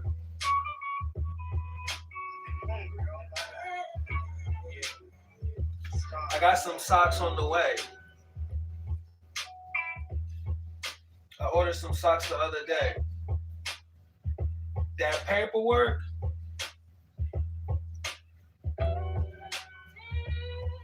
a week and a half ago, I sorted that out. Things are still going the same direction. It might be a little sailboat, but it's cool. Because we just gonna be enjoying our little ride.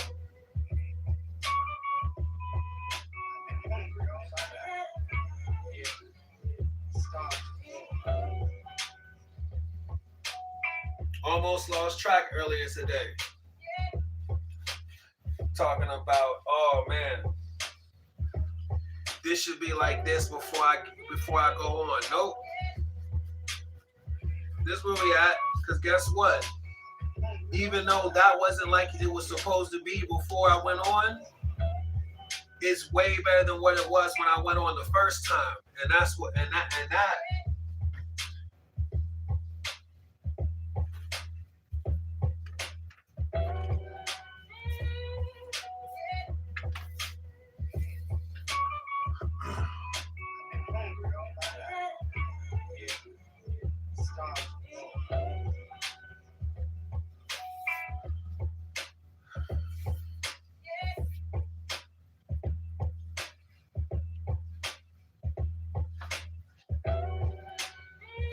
this charger right here,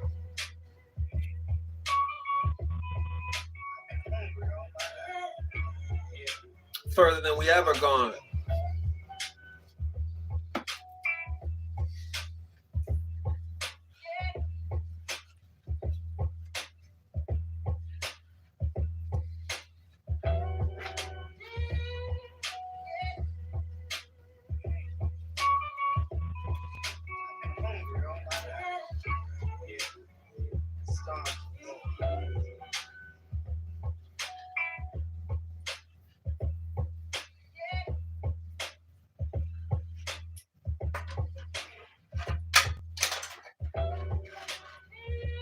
Them rates on Tekken, higher than they ever been.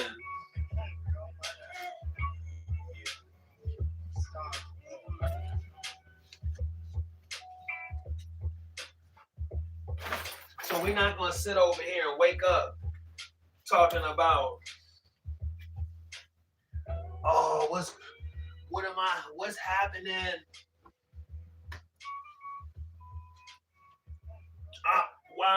Why am I dealing with this? We're past that. We was on that 4 or 5 years ago.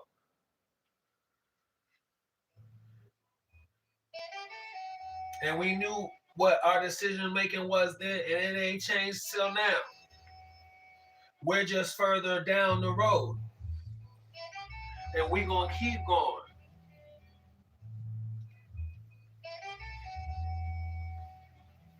That's what we doing every morning.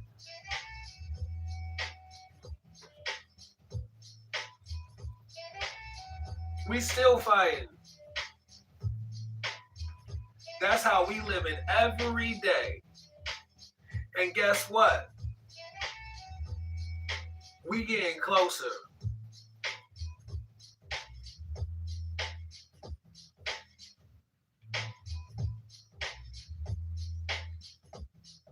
We getting closer.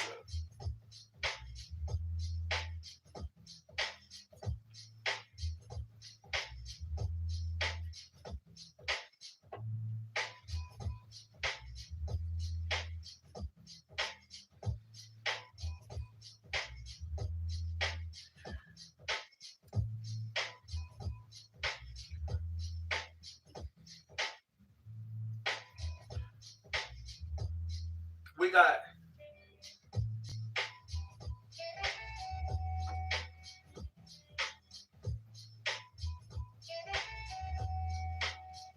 understand?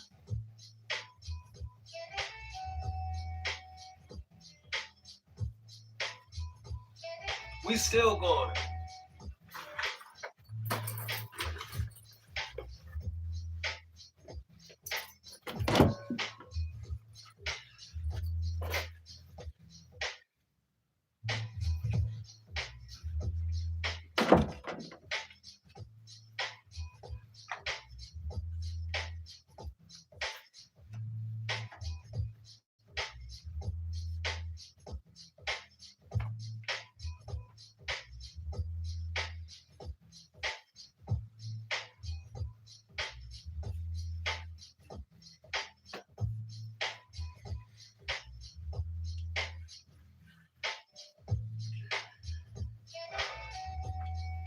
Still working, still fighting.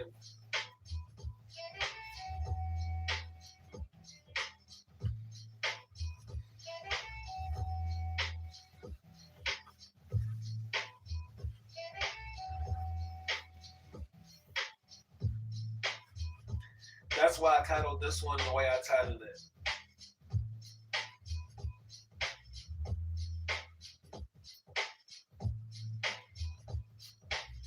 Just new day, new way. I don't even know if 9 is the right number, but guess what? That's what this one is. 9. The next one is going to be 10.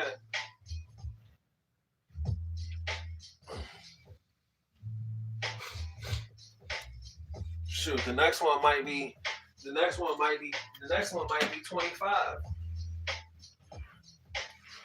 The next one. Just plain title, New Day, New Way. It might just be episode 25. I don't know.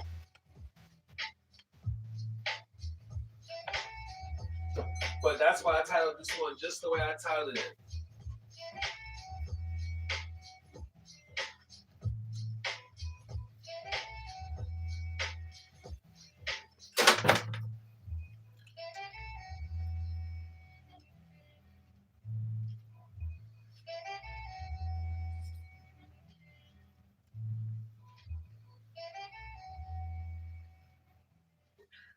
Ain't nobody waking up in no devastation. We've been working and we've been doing what we've been doing since we done started what we did, and it's still going.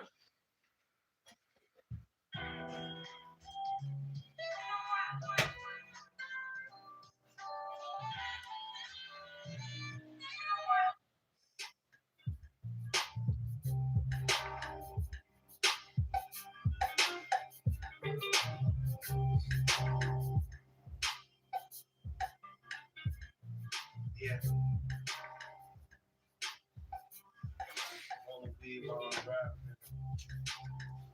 So yeah, as this weather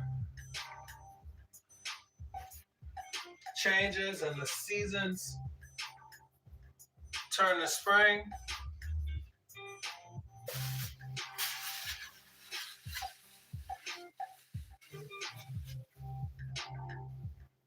we never stop.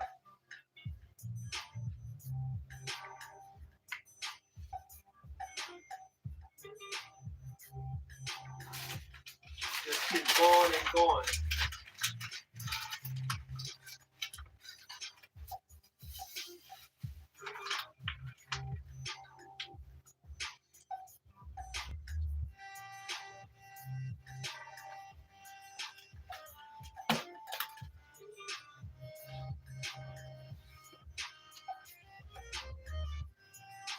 Daylight savings, I don't even set my clock back.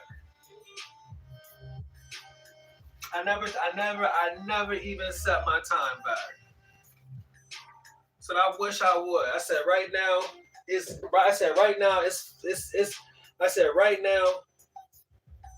now it says it's 5 o'clock. I don't care if everybody thinks it's 4. It's 5 o'clock for me. I'm an hour ahead. I'm never set my clock back. You want me to set it ahead? I'll set it ahead. I'm not setting it back.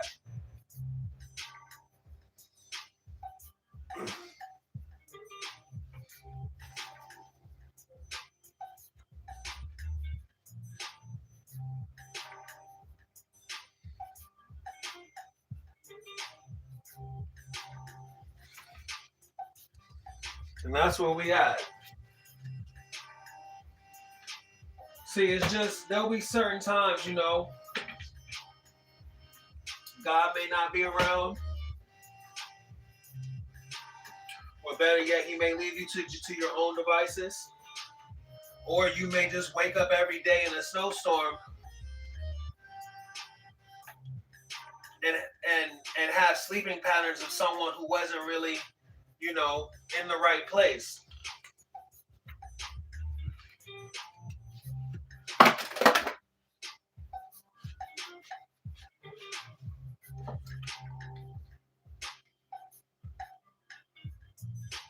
And this is the reason why I go on in situations like this, because these be the greatest moments.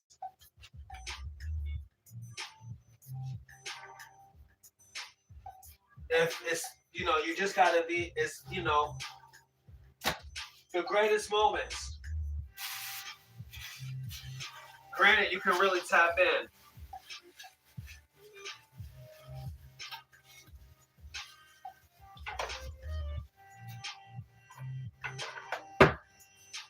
And you already know I'm tapping in.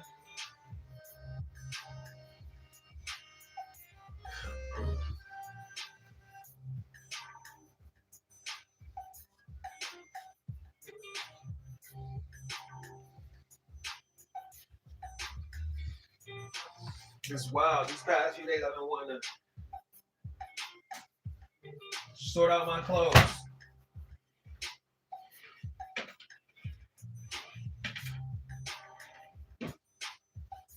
But things just been weighing on me.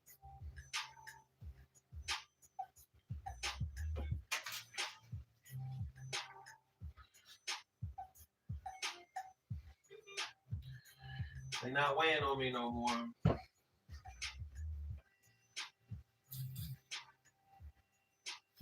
You know, as well, coming into this new year, I'm really surprised. I need so much, you know, alignment as I've been putting it.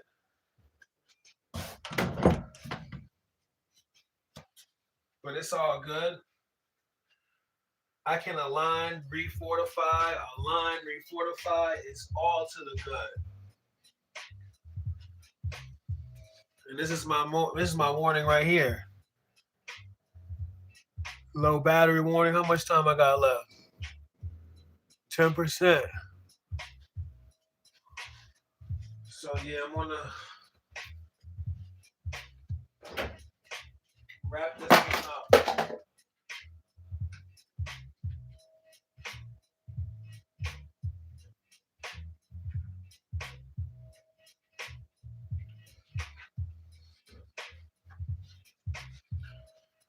Wrap this one up.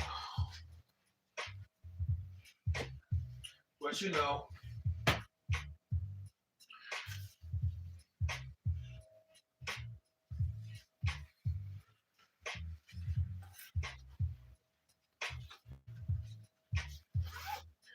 the spring is on the horizon.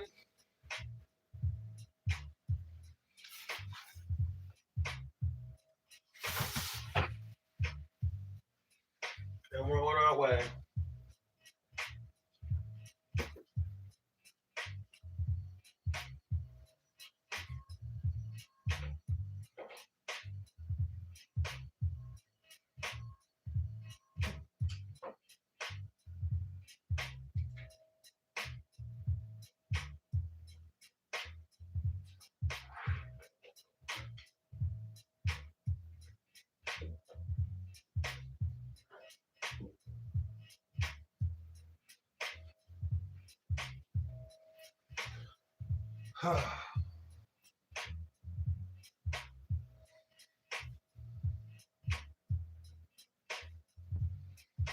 We're just kind of right now sitting on the breakthrough point.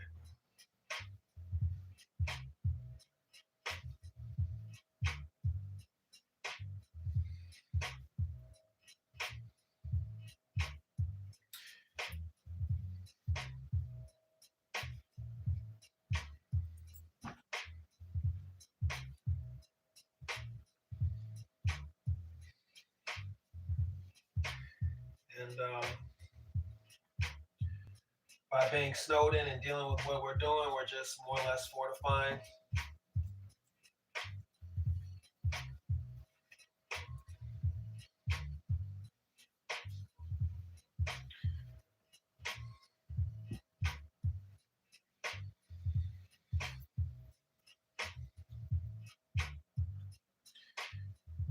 And at this exact moment right now, we're just brimming on getting out of this house immediately.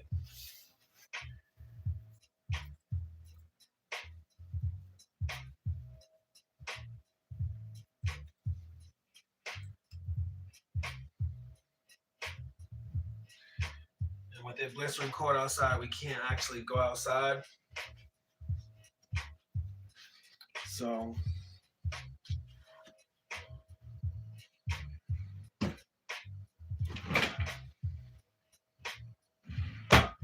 got some socks on the way, got some C's on the way, got some Pure on the way. And in the next season, we're not going to smoke.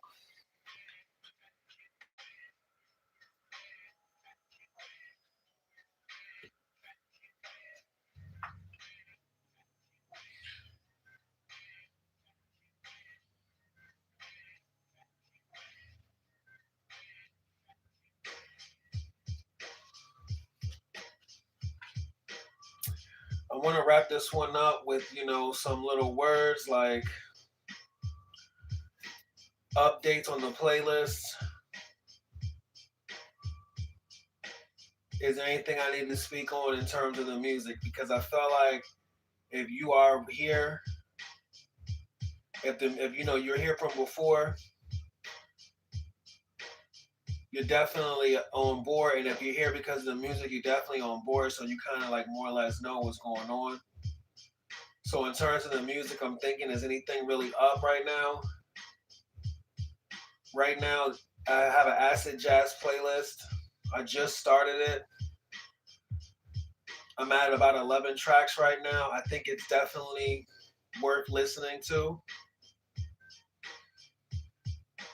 And then right here in the background, I got my YouTube Beats playlist. Refined that quite a bit. Took out a lot of the dull beats just because I got a nice little rotation of beats now. I think it's at about 25 beats. Everything well done. Nothing really pulling me down in terms of like copyrights. So that's in a great place. And that's another playlist to check out. Anything else going on like with the writing? Right now, XENON, I'm wrapping up my third season of XENON, which is Slice of Life. And I'm kind of at this point where I think I'm able to put it into a presentation where I can really put something together with that. But this is where I'm at right now with XENON. I'm kind of closing out season 3 in terms of the writing.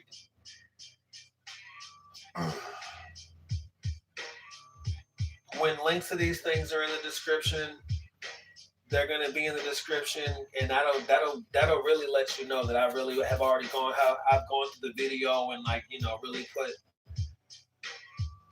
everything, when the thumbnail is there, it'll be there. Just thinking, is there any other news to share?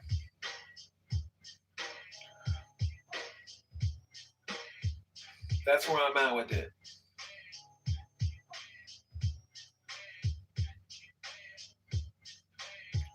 So yeah, that's my time on this one.